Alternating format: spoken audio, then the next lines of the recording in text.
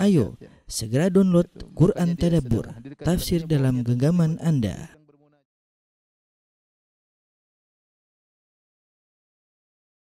Bismillahirrahmanirrahim. Assalamualaikum warahmatullahi wabarakatuh. Alhamdulillahi ala ihsanih wa syukru lahu ala taufiqihi wa amtinanih wa asyhadu an la ilaha illallah wahdahu la syarika lahu ta'ziman li sya'nih wa asyhadu anna Muhammadan abduhu wa rasuluhu da'ila ridwanih. Allahumma salli alaihi wa ala alihi wa ashabihi wa ikhwani. Para pemirsa yang dirahmati Allah Subhanahu wa taala, para ibu-ibu ya. Kajian Majelis Ta'lim Al-Ittiba.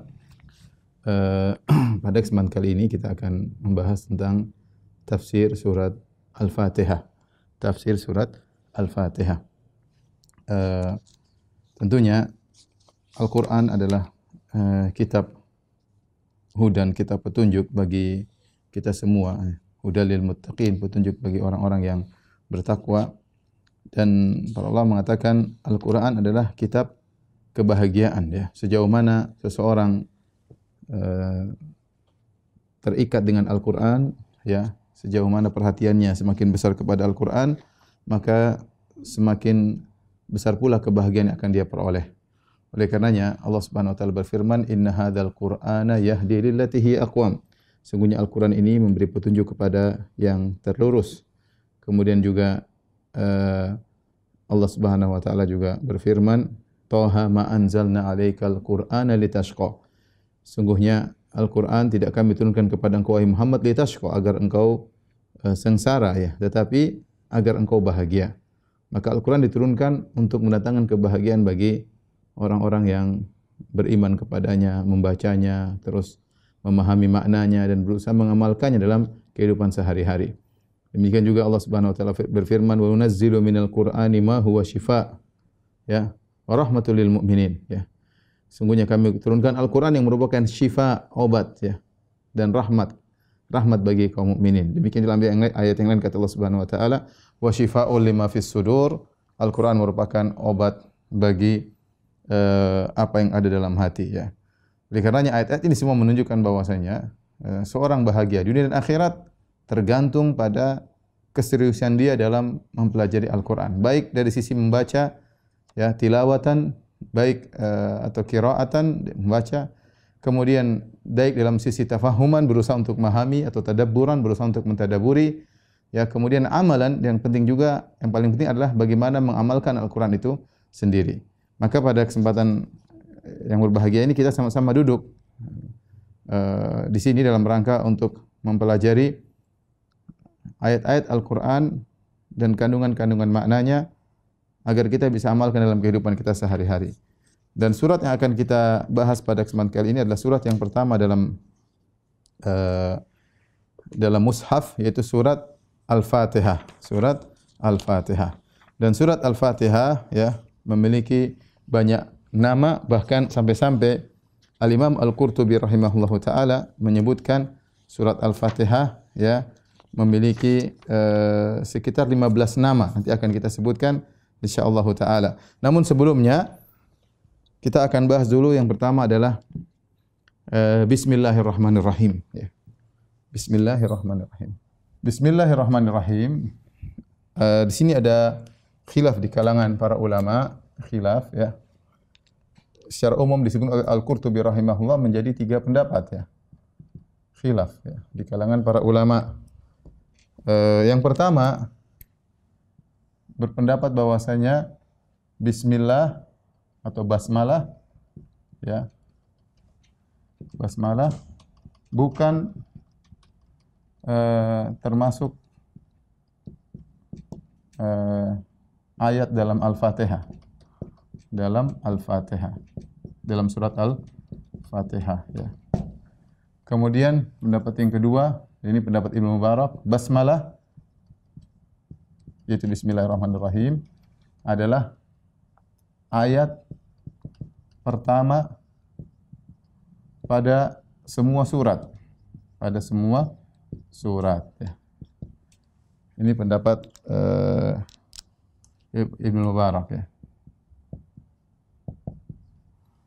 Adapun ini pendapat jumhur, ini pendapat Malikiyah, kemudian Al-Hanafiyah, kemudian Al-Hanabilah, ya. Dan banyak diriwayatkan oleh Ibnu Jarir, diriwayatkan oleh Al-Qurtubi, banyak. Adapun ini pendapat Ibnu Mubarak.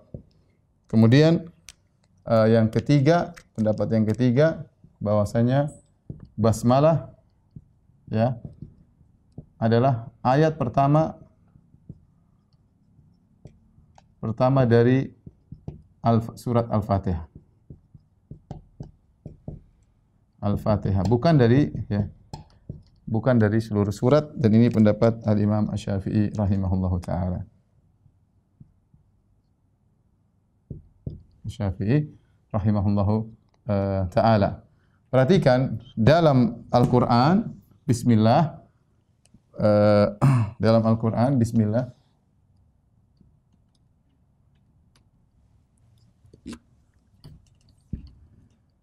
basmalah, ya, dalam Al-Qur'an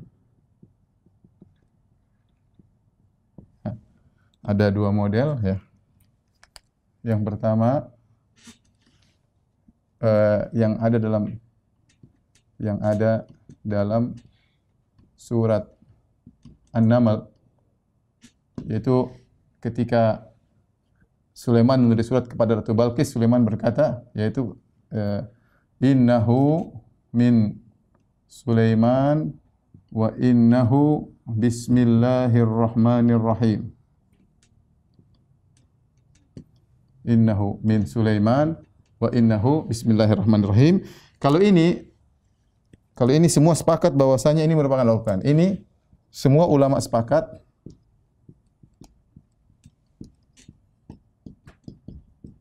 bahwa bismillah ini, basmalah ini ayat Al-Qur'an.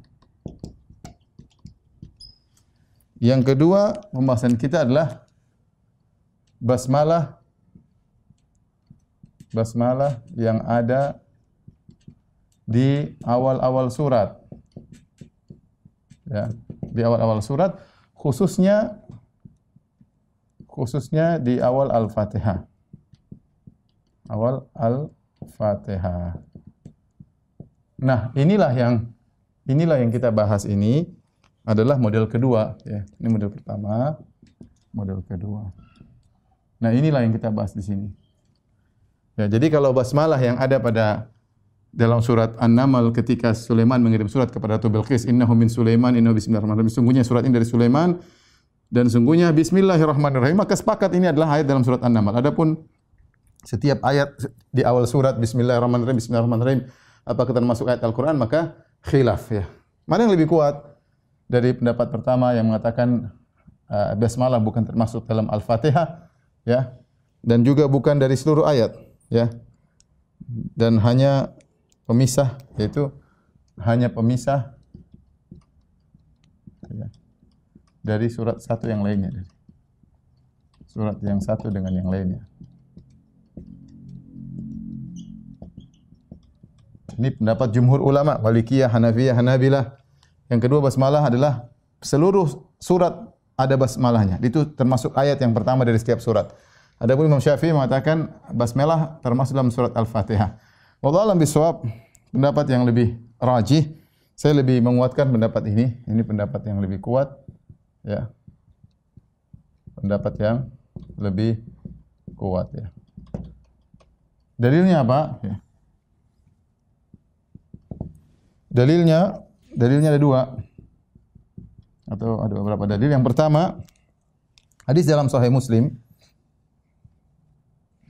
hadis Abu Hurairah dalam Sahih Muslim, hadis qudsi,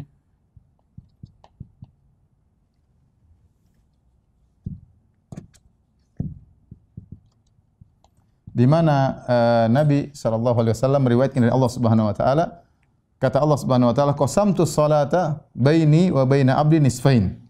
Kata Allah Subhanahu wa taala, qala ta'ala, Allah berfirman dalam hadis qudsi, qasamtu as-sholata baini wa baina abdi nisfain. Ya, kata Allah Subhanahu wa taala, aku membagi as-salat. As-salat maknanya adalah surat Al-Fatihah. Ini as-salat maksudnya surat Al-Fatihah. Wali abdi ma sa'al, dan bagi hambaku apa yang dia minta. Kemudian kata Allah Subhanahu wa taala, fa idza qala abdi wa idza qala abdi wa idza qala abdi alhamdulillahi rabbil alamin.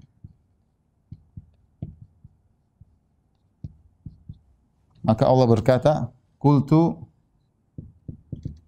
hamidani abdi, hambaku memujiku. Wa idza qala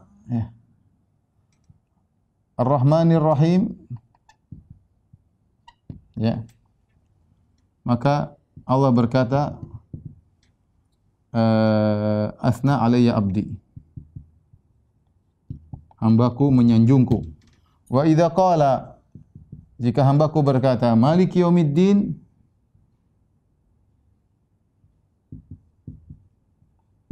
maka Allah berkata majjadani abdi.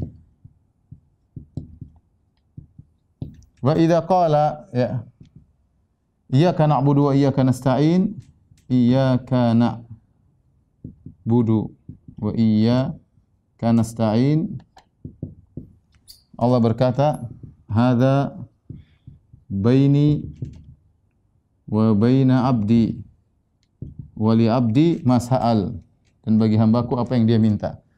Wa idza qala, kemudian jika hambaku berkata Maliki yaumiddin, iyyaka na'budu wa iyyaka nasta'in, ihdinas siratal mustaqim. Ihdina siratal mustaqim, siratal ladzina an'amta 'alaihim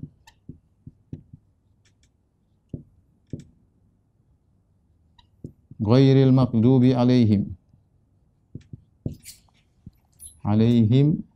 waladdallin. Baik.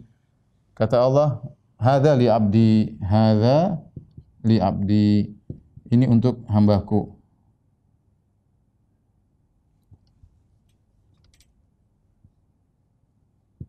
Wali abdi masal. Tapi perhatikan di sini, hadisnya disahih dalam Sahih Muslim. Saya ulangi. Jadi Allah berkata, aku membagi salat bagi Al-Fatihah menjadi dua bagian, nisfain, setengah-setengah. Dan itu Al-Fatihah 7 ayat. Al-Fatihah 7 ayat. Ya, 7 ayat. Ayat tersebut pertama dimulai dari Alhamdulillahirabbil alamin. Seandainya bismillah termasuk Al-Fatihah, maka Allah akan berkata wa idza qala abdi bismillahirrahmanirrahim, dengan nama Allah yang Maha Maksud lagi Maha Pengayang, maka akan disebutkan. Tapi ternyata Allah mulai dengan kalau hambaku berkata Alhamdulillahirabbil alamin, maka aku berkata hamidani abdi, hambaku telah memujiku. Ar-Rahmanir Rahim, asna alayya abdi, hambaku telah menyanjungku. Maliki yaumiddin, majjadani abdi. Ini semua untuk Allah. 3 ayat. Ini semua 3 ayat. 3 ayat untuk Allah. Karena Allah bagi setengah. Ayat keempat, ini ayat pertama. 1, 2, 3. Ini ayat yang keempat, kata Allah, hadza baini wa baina abdi. Ini antara aku dan hambaku.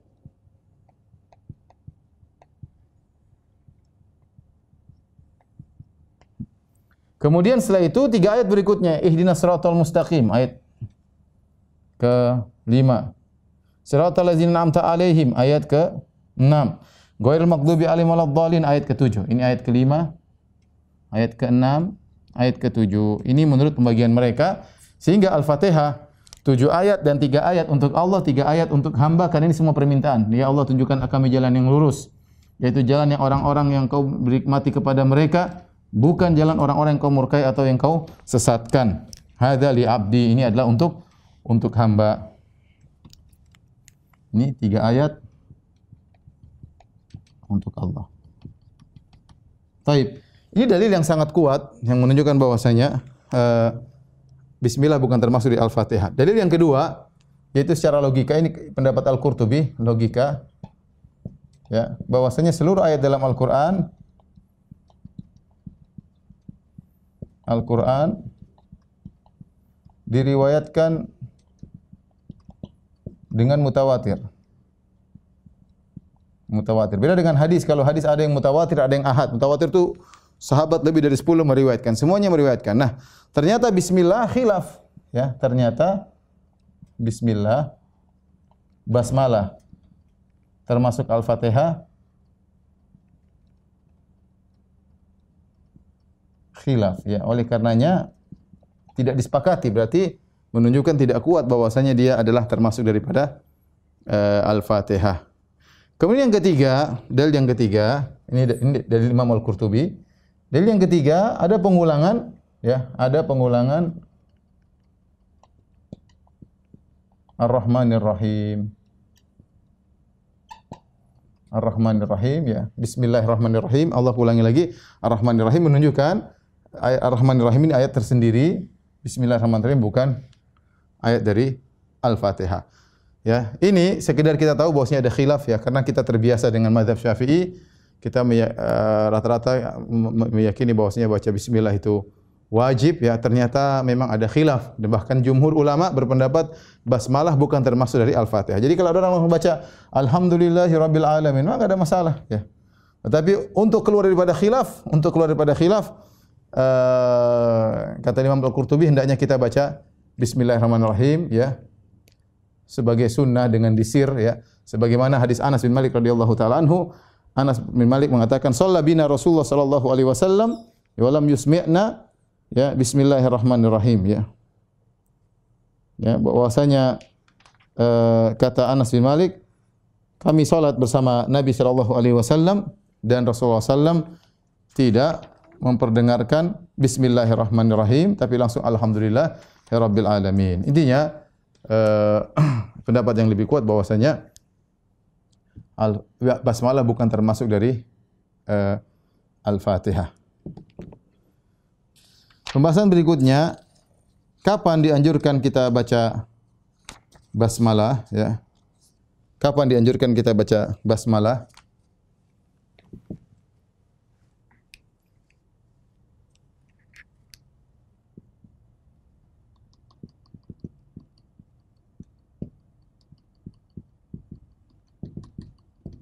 Bismillahirrahmanirrahim. Jangan baca basmalah. Enggak, basmalah ini maksudnya bismillahirrahmanirrahim, ya. Seperti haifalah maksudnya hayya 'alal falah, ya. Haisalah maksudnya hayya 'alas shalah. Hauqalah maksudnya la haula wala quwata illa billah. Ini singkatan yang di para istilah fuqaha mereka menyingkat. Jadi basmalah maksudnya bismillah. Bismillahirrahmanirrahim. Kapan dianjurkan baca basmalah? Ya. Secara umum segala urusan penting hendaknya dibuka dengan basmalah. Hendaknya dibuka dengan basmalah.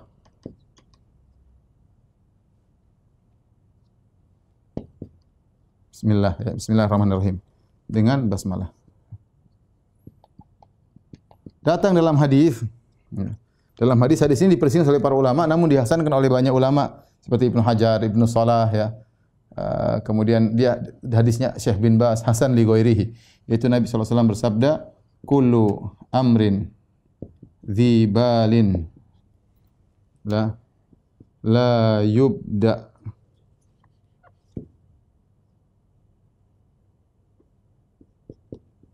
fihi bi basmalah fahuwa abtar." Kata Nabi sallallahu alaihi wasallam, seluruh perkara yang penting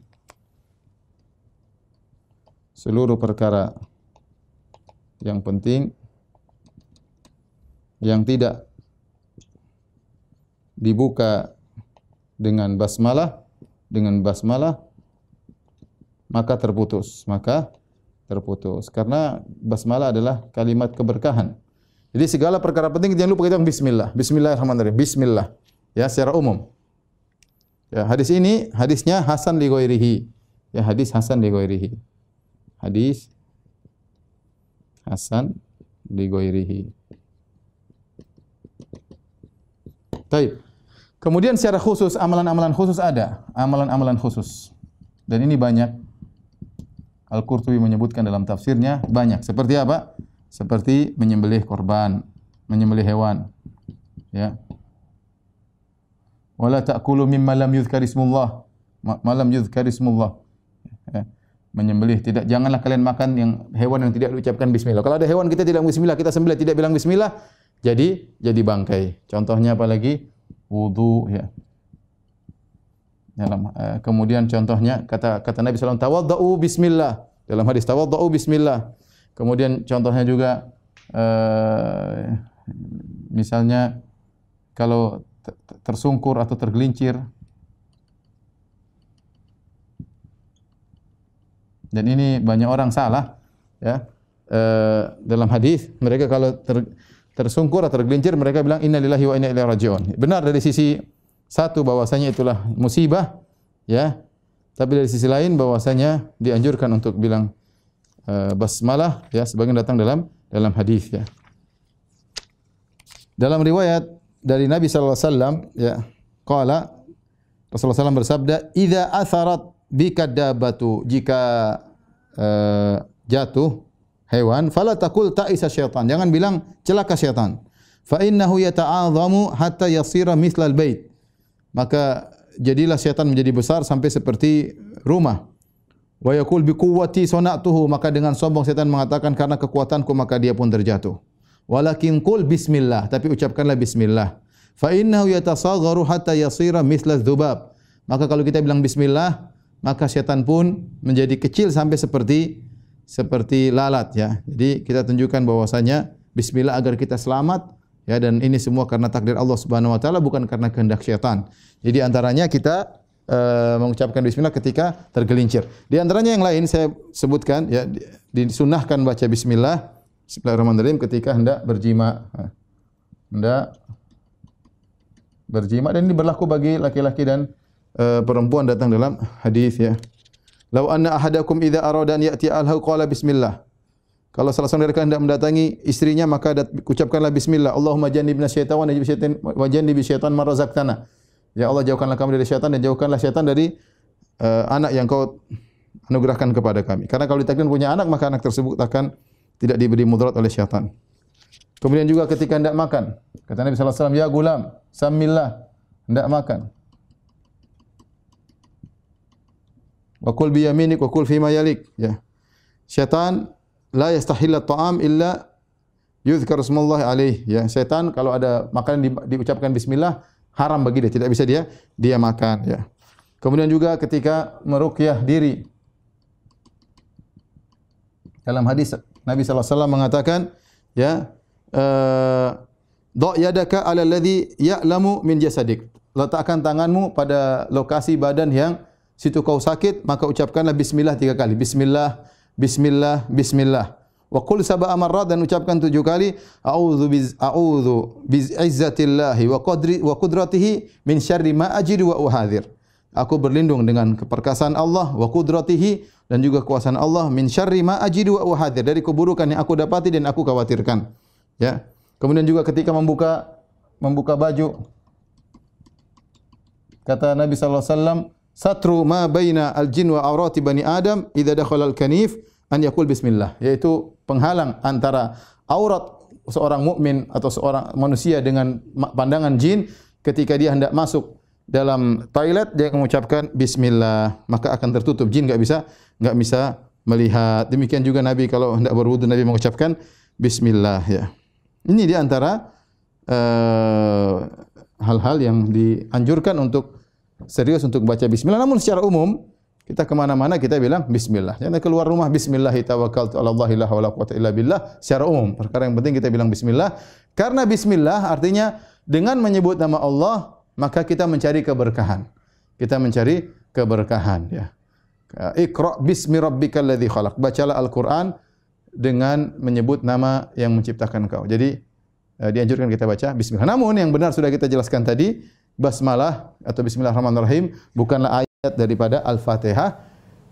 Ketika kita baca, kita boleh baca sebagai dia sunnah atau dianjurkan, bukan sebagai suatu yang wajib atau bagian daripada surat Al-Fatihah. Wallahu a'lam bishawab. Tapi kita lanjutkan.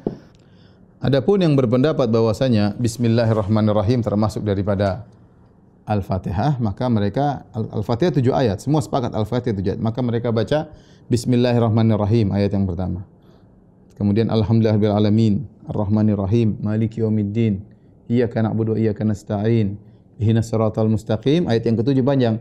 Siratal ladzina an'amta 'alaihim ghairil maghdubi 'alaihim waladdallin. Ya. Tetapi kalau begitu maka pembagian tadi tidak bisa setengah-setengah. Ya. Berarti untuk hamba cuma 2 ayat, ya. Ya. Karena yang kemudian untuk Allah 4 ayat, ya. Bismillahirrahmanirrahim, alhamdulillahirrahmanirrahim, maliki 4 ayat. Untuk hamba 2 ayat, ya. Maka tidak pas seperti hadis dalam Sahih Muslim tadi, aku membagi Al-Fatihah menjadi setengah untuk aku, setengah untuk hambaku. Jadi tidak pas. Adapun tadi pendapat jumhur ulama yang mengatakan Al-Fatihah 7 ayat, maka mereka hitungnya dari Alhamdulillahirabbil alamin, Arrahmanir Rahim, Maliki yaumiddin, Iyyaka na'budu wa iyyaka nasta'in, Ihdinas siratal mustaqim, Siratal ladzina an'amta 'alaihim. 1 ayat sampai 'alaihim 1 ayat, kemudian baru ghairil maghdubi 'alaihim waladdallin 7 ayat. Ini lebih kuat insyaallah taala. Taib, surat Al-Fatihah adalah surat Makkiyah. Surat Makkiyah yaitu turun di Mekah. Karena kita tahu bahwasanya kewajiban salat diwajibkan ketika Rasulullah SAW Isra Mi'raj, dan Rasulullah SAW Isra Mi'raj ketika beliau di Mekah, itu kira-kira ada yang mengatakan 3 tahun sebelum hijrah, ada yang mengatakan setahun sebelum hijrah. Tapi intinya tidaklah diwajibkan salat kecuali dengan surat Al-Fatihah, kecuali dengan surat Al-Fatihah. Nah, surat Al-Fatihah ini memiliki nama yang banyak. Memiliki nama yang banyak sampai-sampai Al-Qurtubi menyebutkan, ya, ada 12, ya. 12 nama, ya. 12 nama. Namun di antaranya yang penting nama-nama tersebut adalah salat, ya. Di antara namanya adalah as-salat, ya. Surat Al-Fatihah.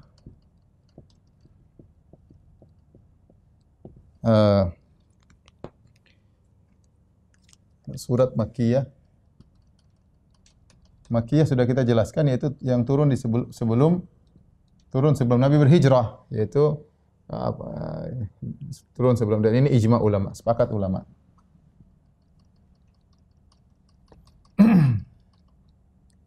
Adapun nama-nama surat, nama-nama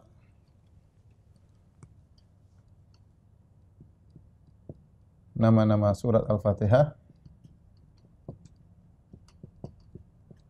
di antaranya, ya banyak, ya. Saya sebutnya di antaranya namanya as-salat. Tadi dalam hadis, qasamtu salat. Qasamtu salat, ya. Nabi mengatakan, Allah dalam hadis qudsi, aku membagi salat. Salat maksudnya Al-Fatihah. Kenapa disebut salat? Karena salat tidak sah, ya. Tidak sah kecuali dengan Al-Fatihah.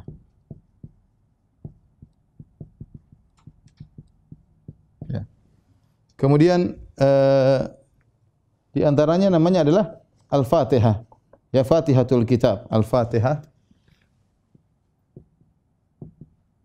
Ya, kenapa? Karena Al-Qur'an mushaf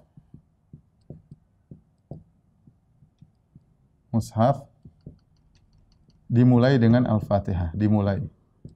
Al-Fatihah pembuka, artinya dibuka dengan Al-Fatihah.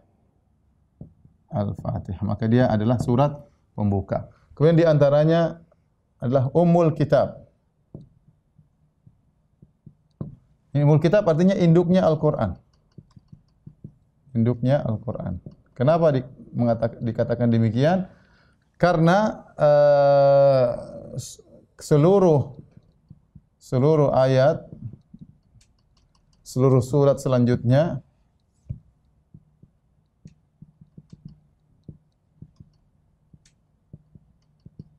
seakan-akan, ya, merupakan penjelas dari surat Al-Fatihah.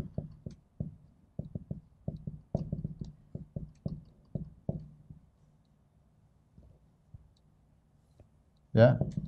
Jadi semua surat-surat selanjutnya, surat Al-Baqarah, surat Al-Imran, surat An-Nisa, ya, semuanya adalah penjelas daripada Al-Qur'an. Disebut juga dengan surat Alhamdu. Alhamdu. Kenapa? Karena dibuka ayat pertama Alhamdulillahi Rabbil Alamin. Alhamdu. Maka disebut dengan surat Alhamdu. Di antara namanya adalah Sab' al-Mathani.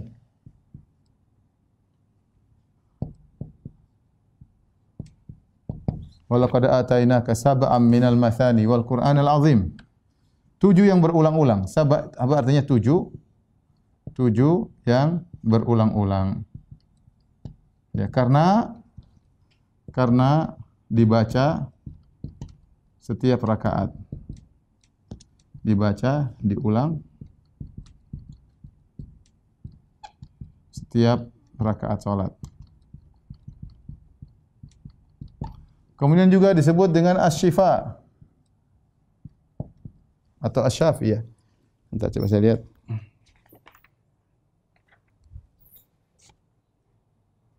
Alhamdulillah, kitab, umul Quran, al-mathani, al-Quran, asy-syifa ya. Asy-syifa, Fatihatul Kitab, syifaun min kulli summin ya. Ya, di antara yang penting adalah sebut juga asy-syifa, artinya obat ya. Karena Al-Fatihah ya bisa mengobati dengan izin Allah. Atau bisa menjadi sebab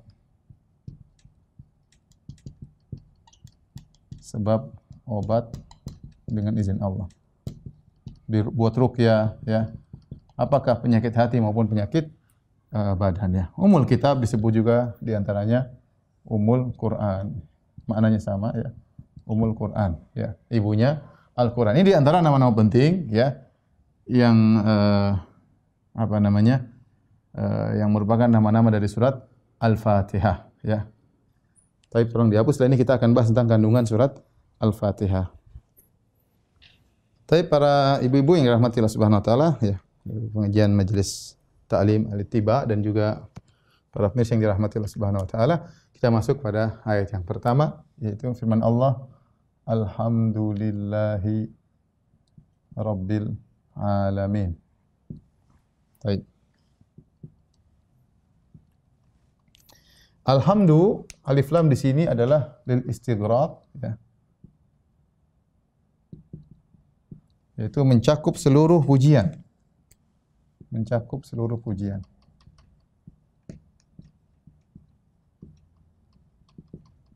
Baik.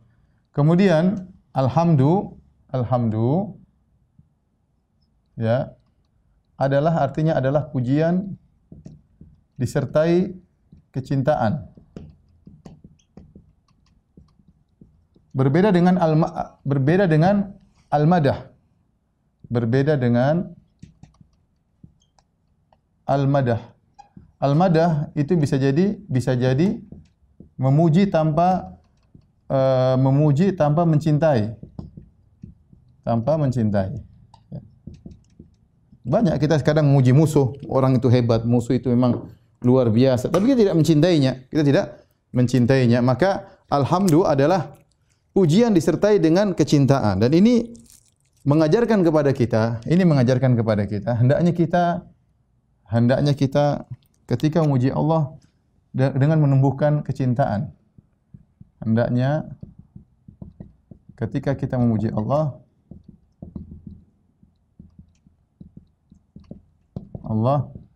sambil ya menumbuhkan rasa cinta kepada Allah. Karena itulah hakikat daripada alhamdu. Kemudian di antara alhamdu bahwasanya yaitu Allah yang satu-satunya berhak dipuji secara hakikat. Secara hakikat. Ya, hakikatnya. Adapun yang lain mereka memiliki kelebihan, tapi bukan manusia dipuji karena kelebihan. Yang kasih siapa? Yang kasih Allah. Kita semua titipan Allah. Adapun yang benar-benar dipuji secara hakikat hanya Allah Subhanahu wa taala, karena Dialah yang memiliki segalanya. Taib. Adapun sisi pujian kepada Allah, pertama dari nama-namanya, sisi nama-namanya. Ya. Nama-nama Allah semuanya adalah terpuji. Kemudian dari sifat-sifatnya kemudian dari perbuatan-perbuatannya, cuma terbagi menjadi dua, yaitu al-fadl, kemudian al-adl. Yaitu Allah beri nikmat karena karunia Allah, yaitu Allah beri nikmat karena karunia-Nya. Allah menghukum, ya, menghukum karena keadilan-Nya.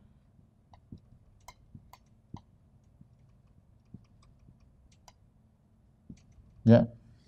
Jadi yang saya perlu ingatkan bahwasanya jangan kita memuji Allah hanya dari sisi kita dapat kenikmatan, ya.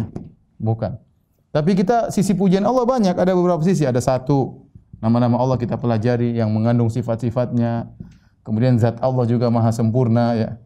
Perbuatan-perbuatannya Allah terpuji dari segala sisi. Bahkan yang sering jadi fokus cuma ini, kita muji Allah karena kenikmatan.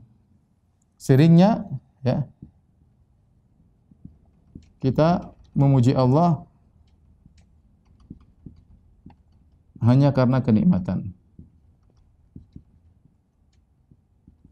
Padahal tidak, banyak sisi yang harus kita bisa memuji Allah. Contoh, Allah menghukum, Allah keadilan, Allah menghukum, Allah bikin musibah. Semuanya kita bilang alhamdulillah ala kulli hal. Alhamdulillah, kita memuji, kita mengatakan alhamdulillahi ala kulli halin, ya. Karena kita tahu di balik semua yang Allah perbuat, yang Allah tetapkan, semuanya pasti ada hikmahnya. Maka Allah maha terpuji dari segala sisi, ya, dari segala sisi, ya. Kita nikmat saja kalau kita memuji terlalu banyak, ya. Nah, nikmat pandangan, nikmat mendengar, nikmat sehat, nikmat keamanan, nikmat keluarga, ya. Nikmat punya anak, nikmat ikut pengajian, nikmat ketentraman, nikmat bisa kelezatan beribadah, nikmat bisa berkawan dengan kawan-kawan yang baik. Banyak sekali kenikmatan yang kalau kita mau hitung satu persatu kita enggak bakalan bisa tahu. Belum lagi kenikmatan yang tidak pernah kita minta, ya. Allah berikan kita udara, Allah berikan kita ini, Allah rawat kita. Banyak sekali yang Allah beri nikmat yang tidak pernah kita minta atau Allah berikan karena Allah tahu keperluan kita. Ya, maka kita muji Allah dalam segala hal. Namanya alhamdu, mencakup segala pujian, atau istihqaq, hanya Allah yang berhak untuk dipuji, maka dikatakan lillah, yaitu segala puji hanya bagi Allah Subhanahu wa taala. Ya, segala puji bagi Allah.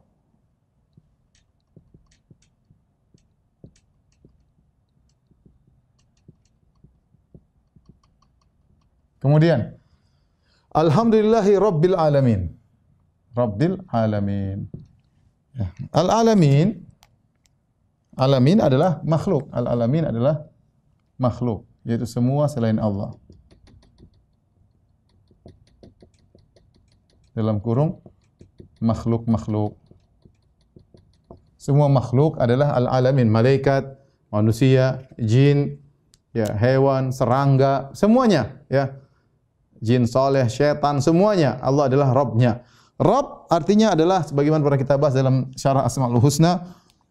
Rabb artinya adalah pengatur, pencipta, kemudian pemilik, kemudian pengatur, ya. Secara umum kita Rabb dari tarbiyah, yaitu yang mengurusi seluruh makhluk. Semua yang alam semesta ini yang ngurusi Allah. Baik benda mati maupun benda hidup, ya, manusia, hewan. Bukan cuma kita aja yang diurusin. Langit, innallaha yumsikus samawati wal ardu alla tazula. Allah megang langit dan bumi agar tidak hilang. Semuanya diurus oleh Allah Subhanahu wa taala.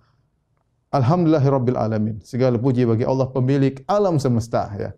Alamin maksudnya selain Allah, itu alam semesta. Allah yang menciptakan, Allah yang memiliki, Allah yang mengatur, itu Allah yang mengurusi ini semua, ya. Ini yang perlu alhamdulillah. Ini kita tafsir secara singkat. Kemudian Allah Subhanahu wa taala berfirman Ar-Rahman Ar-Rahim. Maha pengasih lagi Maha penyayang. Kalau bahasa kita Ar-Rahman, Ar-Rahman ini dari wazan fa'lan. Sighah mubalaghah yang menunjukkan bahwasanya, yang menunjukkan besarnya besarnya dan luasnya rahmat Allah. Ya.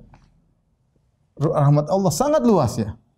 Di antaranya Allah mengatakan Rabbana wasi'ta kulla syai'in rahmatan wa ilma.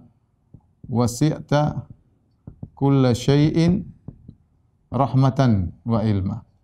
Ya Allah, rahmat-Mu meliputi segala sesuatu. Wa rahmati wasi'at kulla syai'. Wa rahmati wasi'at kulla syai'. Segala rahmatku meliputi segala sesuatu. Allah maha rahmat ya. Allah maha rahmat. Maha pengasih lagi maha penyayang. Itu namanya Ar-Rahman. Ar-Rahman ya. Adapun Ar-Rahim berkaitan dengan Allah menyampaikan rahmat tersebut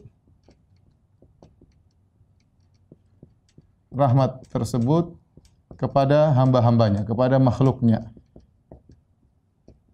Kepada makhluk-makhluknya sesuai dengan kadar yang Allah kehendaki. Jadi Ar-Rahman itu berkaitan dengan sifat yang ada pada diri Allah. Ar-Rahim berkaitan dengan sampainya sifat rahmat tersebut kepada makhluk. Tapi Allah Maha Pengasih ya. Dan Allah menyampaikan rahmat tersebut kepada makhluk-makhluknya. Ada rahmat umum yang Allah berikan kepada seluruh makhluk. Rahmat khusus ada kepada orang-orang yang soleh yang beriman. Jadi Allah Maha Pengasih lagi Maha Penyayang. Oleh karenanya ketika ditinjau dari maha luasnya rahmat Allah, besarnya itu maha besarnya dan luasnya rahmat Allah, maka tidak boleh jadi nama Ar-Rahman hanya khusus buat Allah. Ya, karena maknanya mengandung rahmat yang luar biasa dan tidak ada yang memiliki sifat seperti ini. Siapa manusia paling ya rahmatnya kadang marah, kadang ini, kadang anu. Rahmatnya tidak sebagaimana rahmatnya Allah Subhanahu wa taala. Makanya Ar-Rahman hanya khusus untuk buat Allah Subhanahu wa taala. Maka ini saya ingat kalau ada orang namanya Abdurrahman jangan kita panggil Rahman ya, karena Rahman itu hanya untuk Allah Subhanahu wa taala. Dahulu ada namanya Musailimah. Musailimah Al-Kadzdzab. Musailimah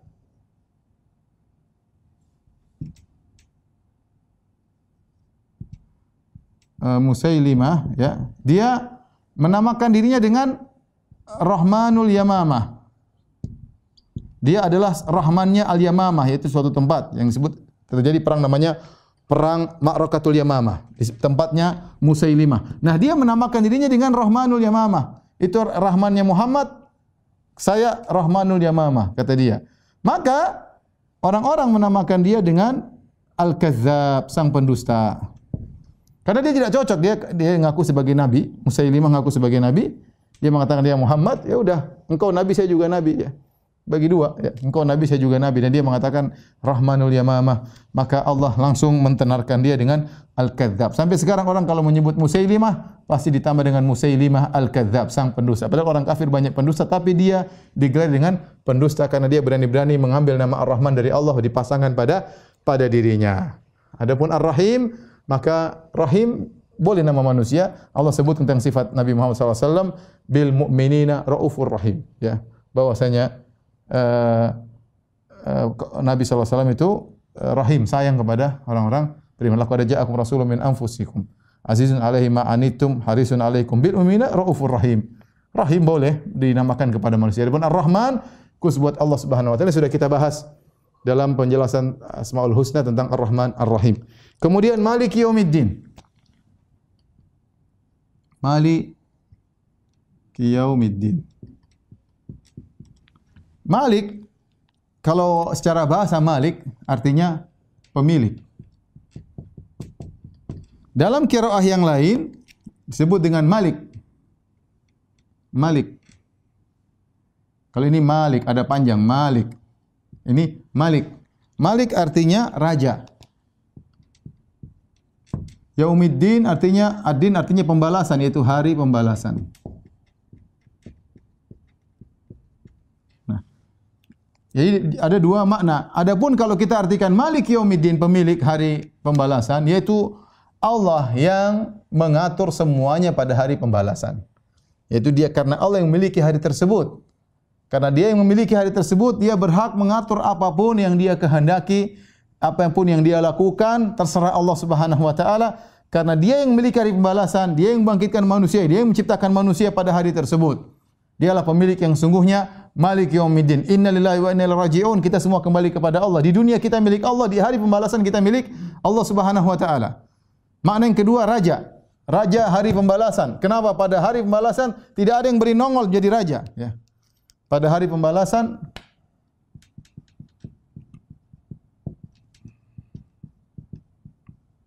tidak ada satu raja dunia pun yang berani, ya, sombong dan nongol, ya. Enggak ada. Kata Allah Subhanahu wa taala, "Anal Malik." Dalam hadis kata Allah Subhanahu wa taala, "Anal Malik." Anad Dayyan, aina mulukul ard. Pada hari kiamat kelak. Kata Allah Subhanahu wa taala, "Aku adalah sang raja." Mana raja-raja dunia? Aina mulukul ard? Enggak ada yang berani. Raja-raja dunia ketika dibangkitkan sama dengan rakyatnya, tidak ada bedanya. Semua atribut ditanggalkan, semua baju kemewahan ditanggalkan. Dikumpulkan hufatan, uratan, gurlan, buhman. Dalam kondisi tidak memakai alas kaki. Uratan telanjang bulat, ya. Gurlan belum disunat, buhman tidak bawa apa-apa. Apa yang mau dia bawa? Tidak ada. Dia dibangkitkan begitu saja. Sama dengan rakyatnya, sama dengan pembantunya, ya. Semua atribut ditinggalkan karena Allah yang raja pada hari tersebut. Malik Yaumiddin, ya. Kemudian Allah Subhanahu wa taala berfirman, kita tulis ini ayat pertama. Ini ayat kedua. Ayat ketiga. Kemudian ayat keempat.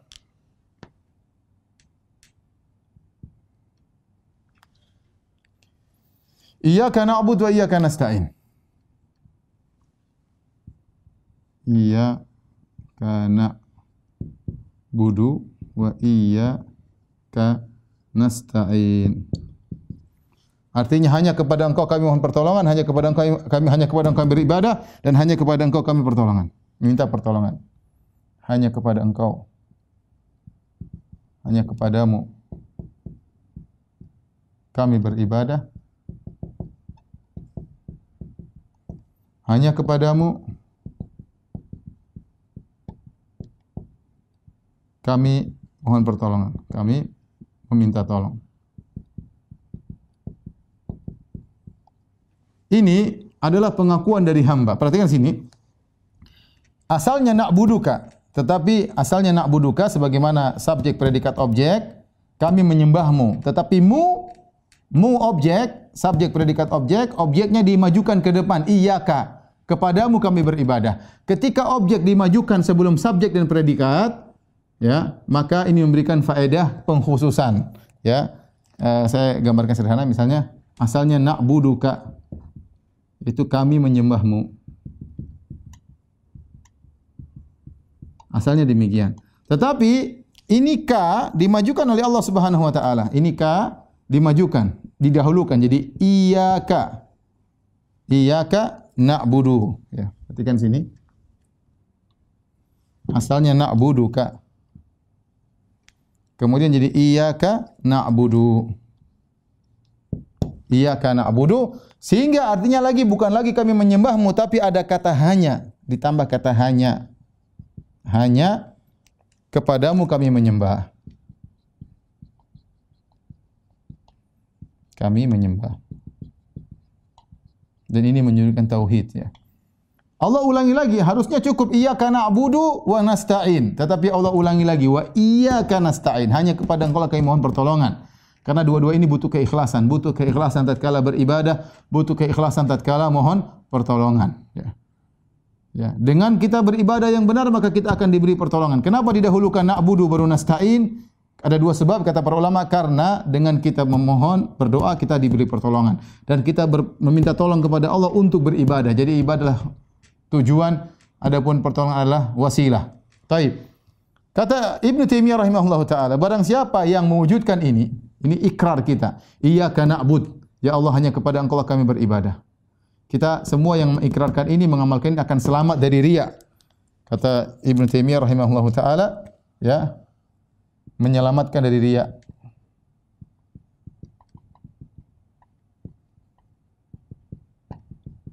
Adapun iyyaka nasta'in, hanya kepada Engkau kami mohon pertolongan, ya, maka ini menyelamatkan dari ujub. Kenapa bisa demikian?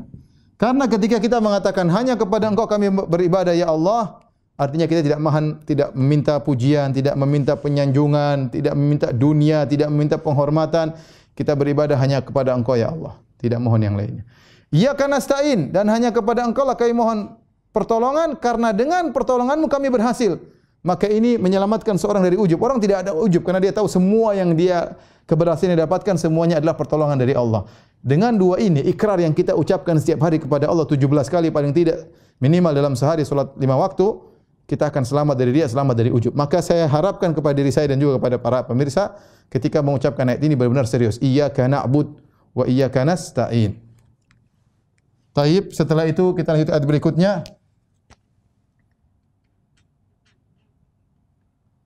Ihdinas siratal mustaqim. Ihdinas siratal mustaqim. Ihdina, ya Allah berilah kami petunjuk. Ini adalah doa yang terbaik. Perhatikan ibu-ibu, ini adalah doa yang terbaik. Doa yang terbaik. Meminta hidayah. Kalau kita sudah dapat hidayah dari Allah, semuanya dimudahkan. Ya, siratal mustaqim, jalan yang lurus, yaitu meminta jalan yang lurus.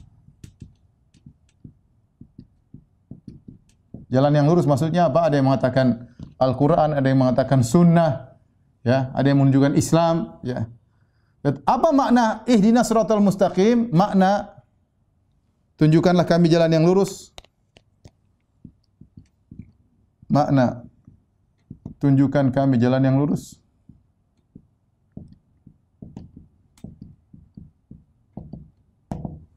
Yang pertama adalah, ya, jika kami belum lurus, belum di atas jalan yang lurus, maka tunjukkanlah kepada kami. Yang kedua, jika kami sudah di jalan yang lurus, jika sudah di jalan yang lurus,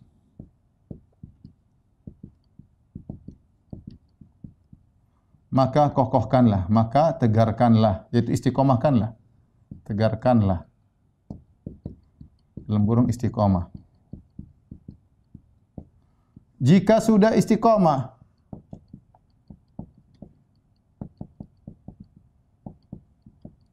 bukakanlah pintu-pintu kebaikan, jalan-jalan kebaikan yang lain.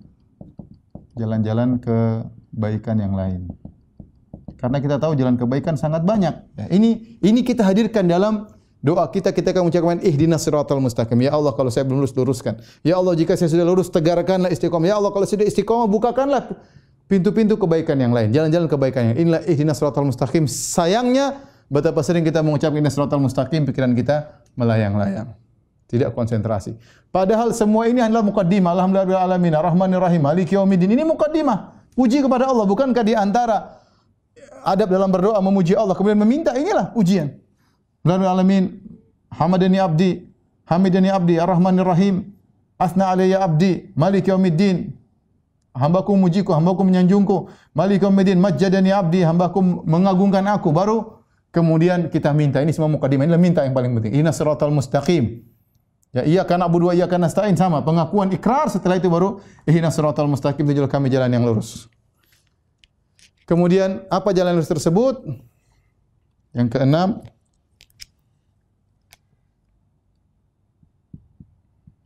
siratal ladzina an'amta 'alaihim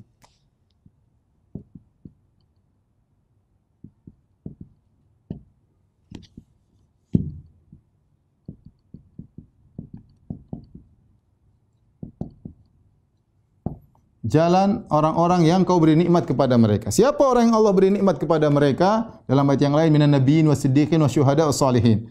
minan nabiyyin, para nabi, wasiddiqin, para siddiq,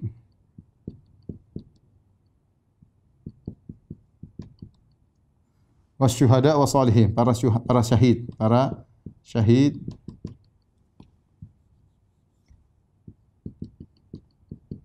kemudian wasalihin, para orang-orang saleh, para saleh. Jadi kita tidak sembarang minta, kita minta jalan orang yang kau beri nikmat, jarang orang-orang hebat. Ya, oleh karenanya kata para ulama, ketika kita minta, minta yang tinggi kepada Allah. Bukan jalan sembarang, bukan jalan orang tetangga, tidak, jalan Nabi yang tinggi. Kalau enggak jalan-jalan para siddiqin, orang-orang yang memiliki iman yang tinggi, para syuhada, para salihin. Kita ingat subhanallah, kita meminta kepada Allah permintaan yang agung. Ya Allah, tunjukkanlah kami jalan orang-orang tersebut. Kemudian yang terakhir, yang ketujuh, ghairil maghdubi alaihim waladhdallin, amin.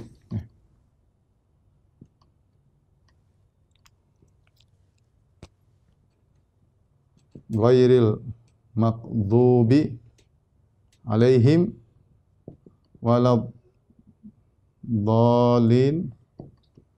amin, ya.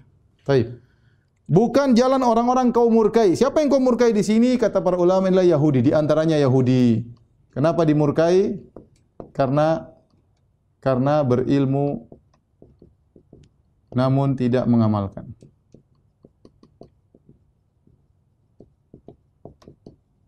Waladhdallin, tersesat, ini adalah Nasara. Nasara kenapa? Semangat beribadah tanpa ilmu.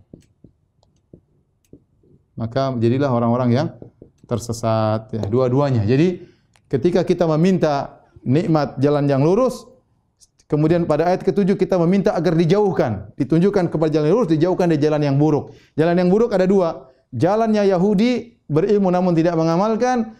Jalan Nasara, yaitu semangat beribadah namun tidak punya ilmu, dan dua-duanya adalah tercela, ya. Wa ghadiballahu alaihim wa la'anahum. Allah sebut dalam ayat yang lain, orang Yahudi dimurkai oleh Allah, dilaknat oleh Allah. Qad dhallu min qablu wa adallu katsiran wa dhallu an sawa'is sabil. Kata Allah, orang Nasara mereka telah sesat sebelumnya dan mereka menyesatkan banyak orang, dan mereka telah sesat dari jalan yang lurus, dan dua-duanya adalah jalan yang buruk. Maka ketika kita baca Al-Fatihah, hendaknya kita renungkan ini semua agar doa kita dikabulkan oleh Allah Subhanahu wa taala. Inilah surat yang teragung. Lihat, dari sini kita tahu kenapa disebut dengan Ummul Kitab, induk Al-Quran, karena Al-Fatihah isinya mencakup sifat-sifat Allah. Ada tauhid uluhiyah, alhamdulillah hanya Allah yang berhak disembah. Saya lupa ini Allah di sini artinya yang berhak disembah, ya, Allah yang berhak disembah. Ya. Ada mencakup tauhid uluhiyah, tauhid rububiyah, tauhid asma wa sifat. Kemudian juga tentang rukun iman kepada Allah.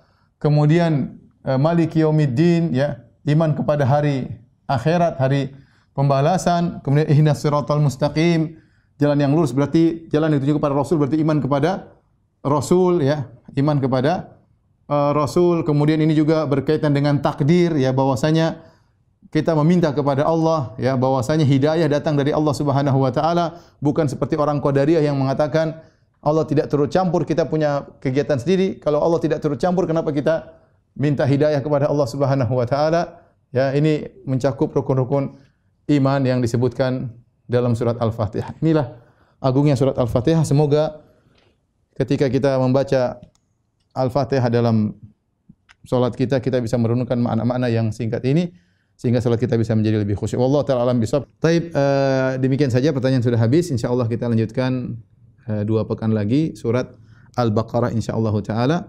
Jangan lupa diulang-ulang apa yang telah kita sampaikan agar kita lebih khusyuk dalam salat. Kalau antunna sekalian, ibu-ibu bisa khusyuk, saya juga dapat pahala karena saya telah menyampaikan ilmu yang mudah-mudahan bermanfaat bagi kita semua. Demikian wabillahi taufiq wal hidayah. Assalamualaikum warahmatullahi wabarakatuh. Subhanakallah bihamdik asyhadu an la ilaha illa anta astaghfiruka wa atubu ilaik.